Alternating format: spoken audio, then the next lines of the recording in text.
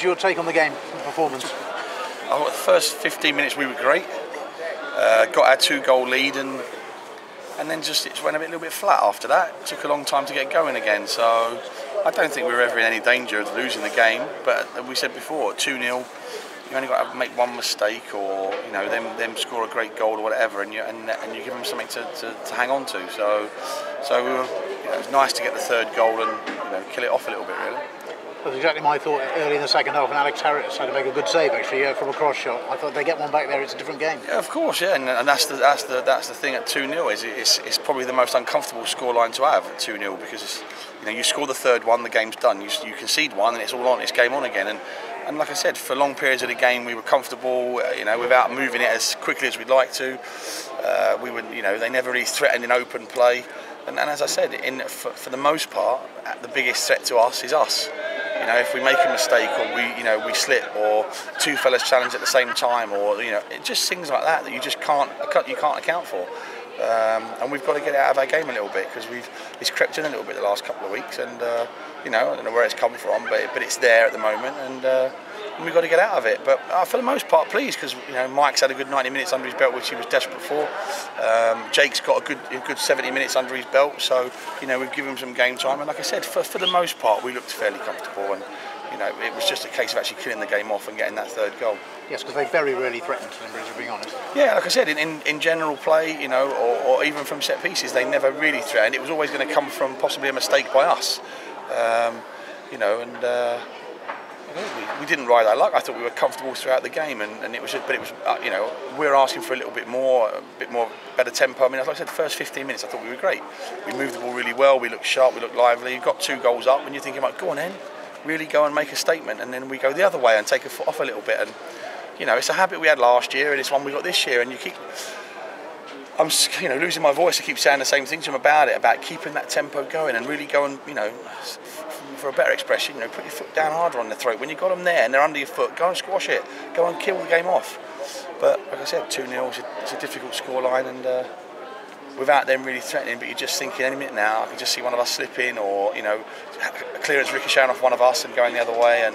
But tonight wasn't to be. So like I said, we got the 3rd goal and killed the game off, and then after that we could have had a couple more. But like I said, just happy, clean sheet, 3 points, and we move on now and have a bit of a break from the league. It is strange, really, because you've got some experienced players in there. I suppose if you knew the answer to this, you'd be England manager. There is a vacancy, I gather. But with experienced heads in there, you think they would ratchet them up again. So come on, let's go and get another then. Oh, that's exactly what we're sat there. That's exactly what we're saying.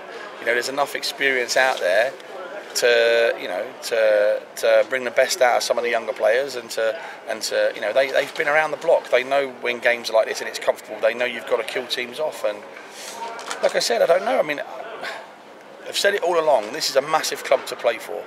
There's a huge expectation level here to do well, to win football matches. Firstly, from me as the manager, because I want to win football matches, but mainly from the amount of people that follow us, and maybe 1 or 2, the likes of Alex and Chris, Parry, and 1 or 2 others. It's a little bit uneasy for them because they're used to playing in. Alex played in the team that won the league last year, but they weren't expected to do that.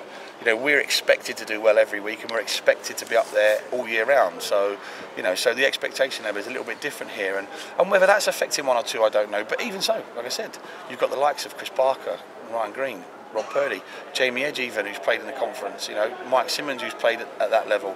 There's enough, Tristan Plummer, who's played in the conference. There's enough experience out there to just go and play their game. So, but like I said, it wasn't bad, it was good. Yeah, at times it was really good, but not for long enough periods of the game. But we're here complaining about winning 3-0 and keeping a clean sheet. So, that's the standards we set ourselves, I suppose. And but like I said, I thought the boys were good tonight. Like I said, we looked comfortable throughout, and just a shame we couldn't have really made it count with a few more goals. Chris Barker had to come off. What's the problem there? Just a slight hamstring, I think. So obviously he just felt a little bit. So get him off straight away. Hopefully it won't be too bad, because we are now starting to become the walking wounded. We've got 1 or 2 by the looks of it. Obviously Jimmy, hopefully we'll see how he is the next couple of days. But it's 50-50, touch and go with him. And obviously Chris now, we'll have to wait and see how he is.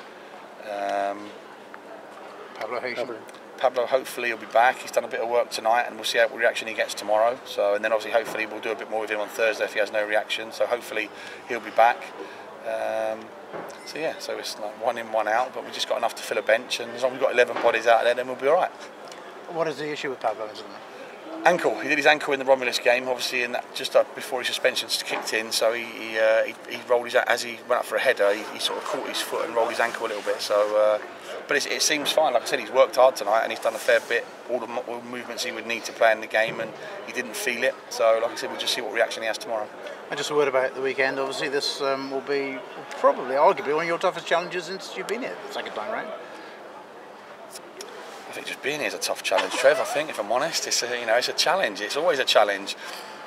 It'll be a different scenario I'd have thought, because I'd have thought they would be slight favourites because of where they are and in the league they're in and stuff like that. So, but like I said, we feel that if we go there and perform well, we're always in with a chance. We've got good players. We've got people who can score goals all across the pitch. And at times we do defend extremely well and stubbornly. I thought we defended great on Saturday against a bombardment. I thought we defended great and we just let ourselves down with the goal, but the rest of it we defended pretty well. So we go there with a chance, and like I said, that's all we can hope for. And as always, all I'll expect is a performance, and if the performance is right, the result normally takes care of itself. But we'll wait and see. But it's going to be a challenge. It's going to be a test. They're big and they're strong, and they've had a great start. So we're just looking forward to the challenge now.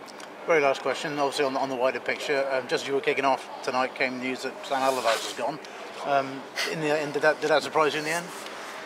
Well, I only saw the news sort of this afternoon, and I've played for Sam. I worked for Sam, and when he got the manager's job, I thought it was probably the perfect, because if anyone's going to stir the passion in players, he would, because he's a great motivator, and he's also a very switched-on manager. So, but obviously whatever's happened, and it's same old England, isn't it? We feel as though we're making steps forward, and then we take 3 steps backwards again. So I suppose now it'll be who's going to get the hot seat next, and they're going to be extra double cautious now, and wait and see. But it's a shame, because like I said, I was hoping to see him do well, and like I said, I've worked with him previously, and he's a top fella and a great manager. But unfortunately, these temptations that are there for players and managers nowadays, you just never know who's there.